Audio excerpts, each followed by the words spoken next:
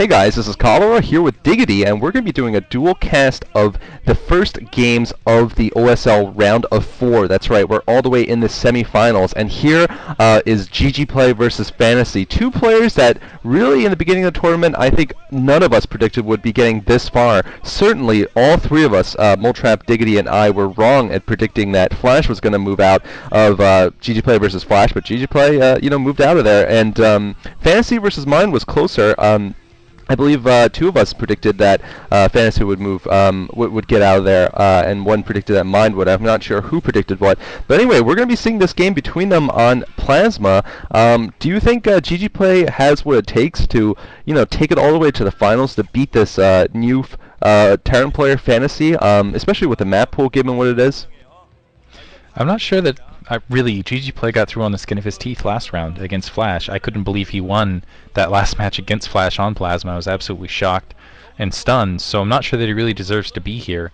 He does have an OSL championship under his belt. I'm sure he can smell the blood in the water. I know he really wants another OSL championship, but at the same time I don't feel like he's playing that S-class level Zerg that he was when he won that OSL championship, although I've heard lots of people say that, oh no, he wasn't playing that well, but whatever, I'm still going to say that he really was playing that well. I really like GGPlay as a player, but I don't know that he really deserves to be here. In Fantasy, in the meantime, I think things are going to kind of favor him simply because, I don't know, he's a younger player. I think he can play more creatively. GGPlay is not really known for his creativity. So anyway, what are your opinions on that, caller? Who do you think is going to come out of this set? Well, I think looking at the map pool, I mean, the only real Zerg favored map, or even really balanced map, I think, for Zerg is Medusa. Otherwise, we're going to be seeing Plasma twice in Game 1 and Game 5. We're going to see Return of the King, and I'm not sure exactly what we're going to see in the 4th game. I think it would be, I'm not going to speculate on that, but anyway. We are seeing, we do see GGPlay here at the 11 o'clock and Fantasy at the 3 o'clock. I mean, I think Fantasy, the good thing about GGPlay's situation right now is that Fantasy is not very good against Zerg. In fact, he's really doesn't have much of a record at all. He's 2-3 against Zerg, and recently he's lost to players like 815. He's lost to Yellow Arnak. He lost to Savior actually in MSL group stages just a few weeks ago, and that's saying that he's really not that great of a player, because right now Savior is being beaten by everyone. But oh, what are we seeing here? Okay, never mind. I thought for a sec there was some kind of proxy there, but he looks like, interesting enough, we're seeing Fantasy build his barracks right underneath there. So this tells me he's not going to build any Marines. It seems like he's going to be going for a quick mech build here. Yeah, gonna go pretty safe. It is Plasma. You do have that lurker wall. It makes sense just to go straight mech, go to straight. Honestly, I feel like the standard build here is to go to straight air to get right, to take air control, force your opponent, because it's just so hard with Hydralisks on the ground. You end up sealed in. We'll see what GGPlay does to counter. He does have that barracks also at that position just in case anything was coming down. Now he's actually going to do what's been pretty standard as well, which I would say, and I know it's kind of cheesy putting a factory on the other side of the line, but honestly, almost every single game I've seen Terran versus Zerg on this map, we've seen proxy factories and a single vulture up to put on some pressure, and we'll see if GGPlay is ready for it, because I remember seeing basically, I think 2 of those games were against him where the vulture was produced on the opposite side of the wall.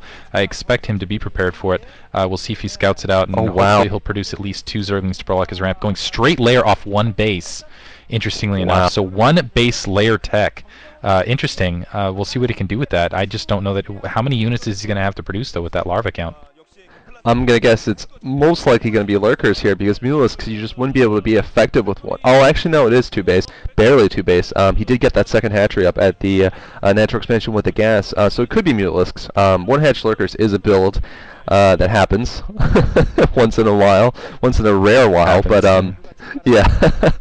Yeah, used to be standard, man, back in the day. Oh yeah. Yeah, back in the day when Hot Forever and before NC Yellow. Anyway, that was like Battle.net. That was 1.05, man. Good times. Looks like we are going to see actually a Creep Colony and Aspire, so 2 hatch mutas here, but a very fast, I believe it was a 9 pool or an overpool with gas into 2 hatch mutas. Oh wow, nice little trick there. Tricking with that barracks, getting that vulture into GGPlay's base, and this is terrible for GGPlay. That's almost unfair how the Terran can do that with a barracks. It's just ridiculous. Looks like he's going to be okay, though. He's got that Sun Colony up, and he's putting down 2 factories Right. here. Putting down a machine shop. He's going to go mech, and this is absolutely disastrous here, because he doesn't know that GGPlay has, in fact, gone with that Spire. It looks like he's going to try to make up for it with an armory, maybe get some Goliaths on the ground, but honestly, I don't know that he's going to have a large enough grouping of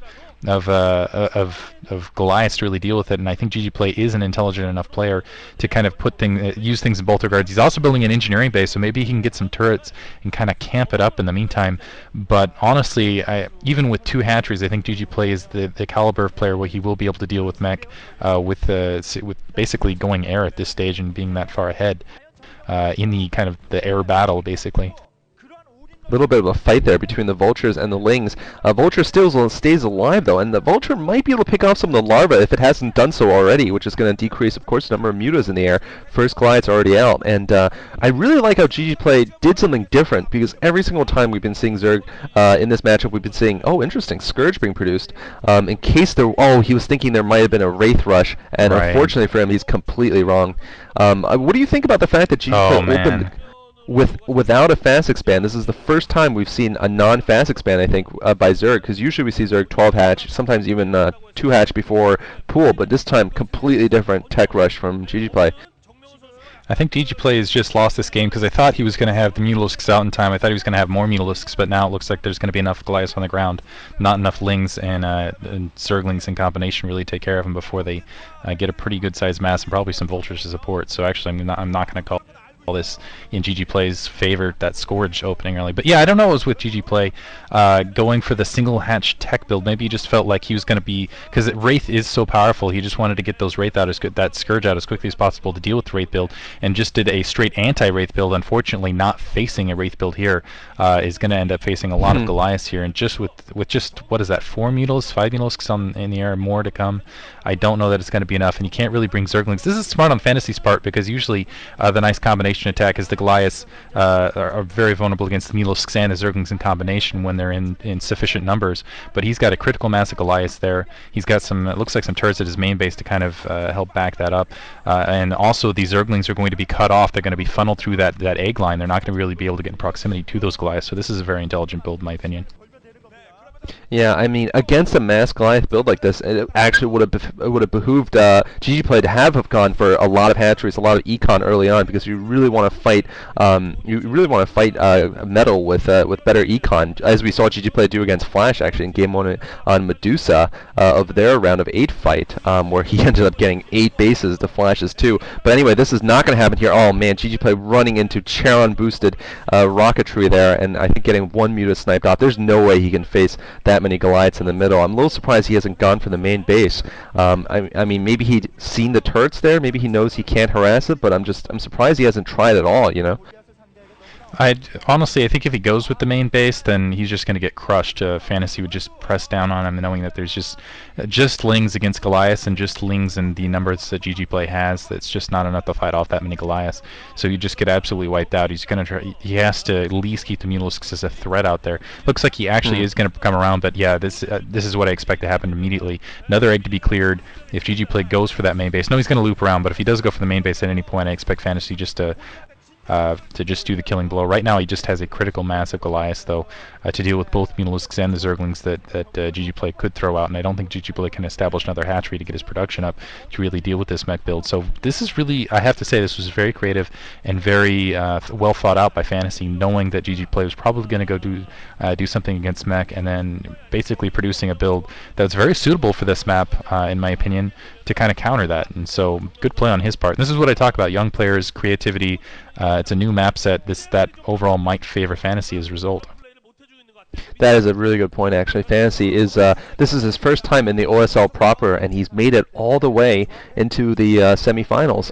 Other players who've done this, who've won the OSL the first time around, include haloed players like Boxer and Savior. All managed to do this. Looks like GGPlay trying to do a harass, but there's way too many charts inside the main base. Just overkill there. And now the Goliaths are through. Wow, this is such a tough build for Zerg to deal with if they started off with mutas. And I think this is a really smart build, actually. Just getting the 2 facts in the center of the map, and then just pounding in without any tanks, just using the glides to kill the eggs. And it seems that we're going to see a quick win here from Fantasy. This is a best of 5, though, so GGPlay certainly will have more opportunities to come back. Yeah, GGPlay needed to be on top of this early with Zerglings and Mutalusks in combination. Unfortunately, he did not. I mean, there was already 8 Goliaths out before he really had a decent-sized Mutalusk force, or really had any clue what was kind of going on. The Scourge in the back base was really horrible for him. Building straight for Wraith build, and yeah, just right now he's just taking hits left and right. He's very, very good with Mutalisk, so maybe he can pull it out micro-wise, but it looks like Fantasy is just going to encroach bit by bit. I assume he has Siege Tech, and he's going to kind of just siege it out at this stage, just use that one tank and force all those Mutalisks to come into that tank, and that's going to be disastrous for GGPlay. He can't just sit there and take hits like that from that many Goliaths. I think he knows it. That's why he's going to go for an attack at the main here. Just give up on that and maybe try to pull something out there, but he's going to end up losing that 12 o'clock location in the meantime.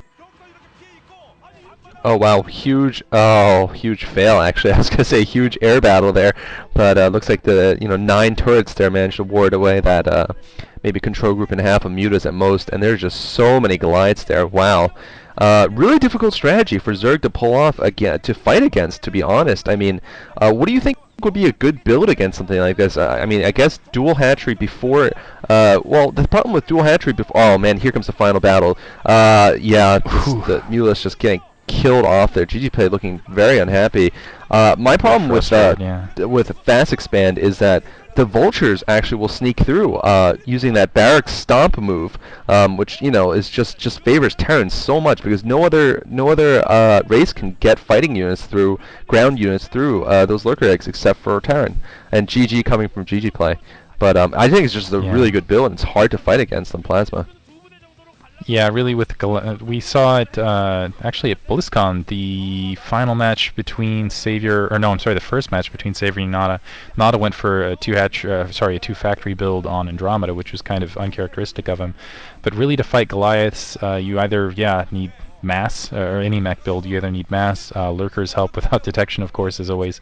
Hydralisks aren't terrible, but generally at that stage what GGPlay would want on is to have both the Zerglings and the Mutalisks in combo, because basically Goliath can handle individual groups of units easily, but it's the combination of the two that they really have a hard time with. So anyway, and chalk one up to yeah, just really got thrown off by that build, and Fantasy's throwing some very good creativity there, which again, I think, honestly, I hate to say this at this stage of the game, I think that's going to carry him through, because GGPlay tends to be a very stereotypical player.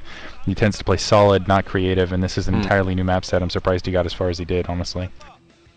Yeah, I mean, really, I think this is just a tough map for Zerg to play. I feel for GGPlay here, and well, he's gonna have a chance to redeem himself on the next map, which is on Medusa, a very Zerg favored map, I feel, and we'll be seeing it very soon. Thanks for watching.